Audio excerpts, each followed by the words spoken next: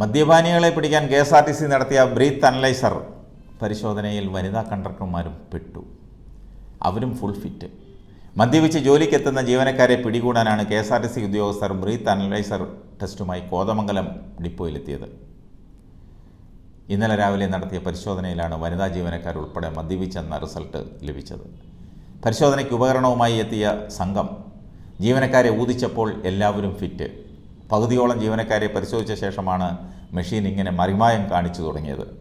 സംശയം തോന്നി കൂടുതൽ പരിശോധന നടത്തിയതോടെയാണ് മെഷീൻ തകരാറാണെന്ന് വ്യക്തമായത്.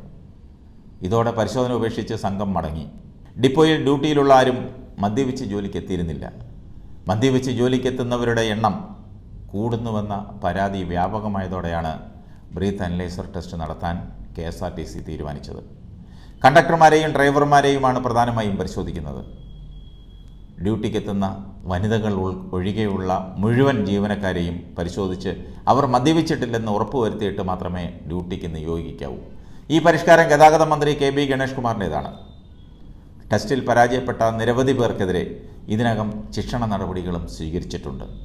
രാവിലെ ഡ്യൂട്ടിക്കായി ഡിപ്പോയിൽ എത്തുമ്പോൾ മാത്രമാണ് പരിശോധന ഉള്ള വിവരം ജീവനക്കാർ അറിയുന്നത്. തലേദിവസം മദ്യപിച്ചിരുന്നാലും ടെസ്റ്റിൽ പരാജയപ്പെടും.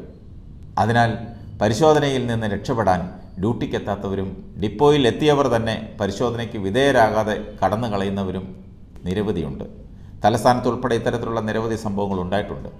ഡ്യൂട്ടിക്ക് നിയോഗിച്ച ജീവനക്കാർ പരിശോധന പേടിച്ച് ഡ്യൂട്ടിക്കെത്താത്തത് KSRTCക്ക് കടുത്ത സാമ്പത്തിക നഷ്ടമുണ്ടാക്കും. പരിശോധന കടുപ്പിച്ചതോടെ ജീവനക്കാർക്കിടയിലെ മദ്യപാനശീലം കുറഞ്ഞു, അപകടങ്ങൾ കുറഞ്ഞു.